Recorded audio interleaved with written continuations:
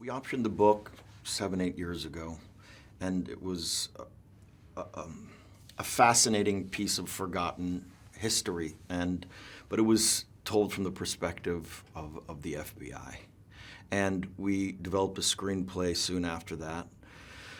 But there was a dynamic missing there that we ultimately felt that we weren't getting to the heart of the story. We weren't immersed in the Osage community the way we wanted to be. And there was 2 short sequences of Ernest and Mollie together, which was this insanely bizarre love story, something that was hard to fathom in a lot of ways, how this woman stuck by someone who was so duplicitous.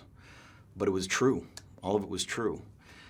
And so from that point on, we said to ourselves, well, what if we take the chance in getting to the heart of this story and the Osage community and this insane dynamic in Oklahoma at that time and what was going on? What if we made it about, Mollie and Ernest? And that was another 4-year journey of rewriting and once again going to Oklahoma to meet with the Osage. There was another chapter of development of getting even further into the truth of that story and trying to be as honest as we possibly could about the atrocities that occurred. But it was really, when we made that shift to it being about Ernest and Mollie and their love for one another, it opened up a whole new arena of ideas for us, and it took on a whole new life of its own.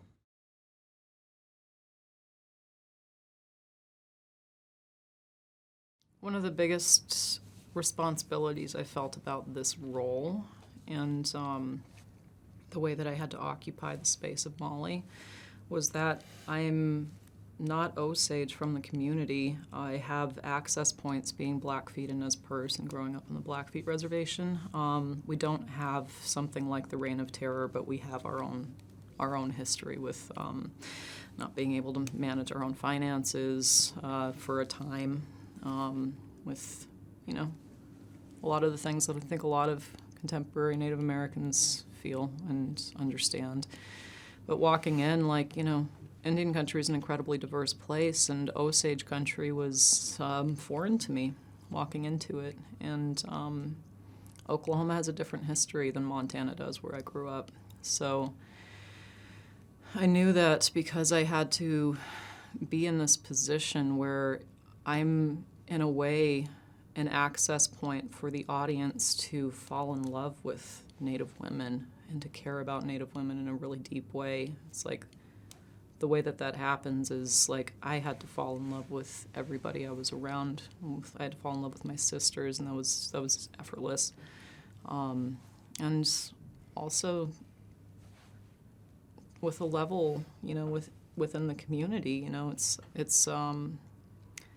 it's not my community, but I had to carry it as if it were, as if they were stories from my family, as if I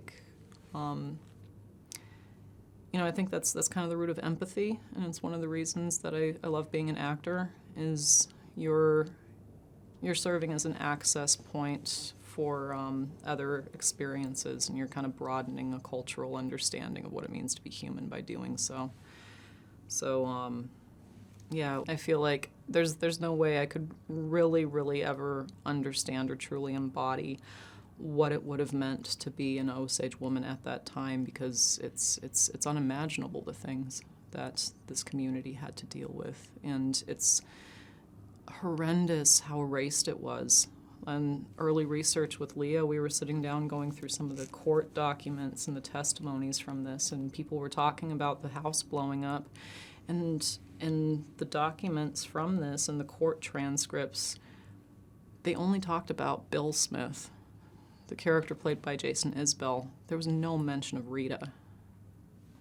And we were sitting there looking at these just court transcripts on, this very fragile old paper that we were being very, very tender with. And it's you don't necessarily feel like you're going to be moved by a court document, but I had to stop.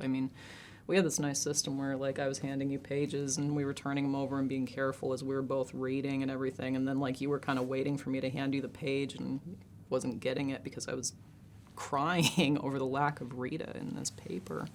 So that kind of took me by surprise that I was moved the way that I was in that moment. But it made it so incredibly clear that me being in this role is a responsibility for this is a responsibility for this community that has been so erased out of their own history, starting with these court documents before any writer gets a hand on it, So it's vital that this history be explored that way, and I'm so grateful that Marty also, in addition to this being so, it's Killers of the Flower Moon, the book is there.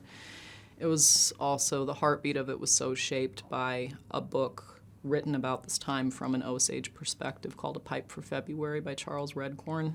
And, I encourage people to read that because copy-paste, there's elements of that book that are very clearly in the movie in a very certain way. But the tone of that book and the sense of the relationships between the sisters, but in the community, the photographs that you see, the way that,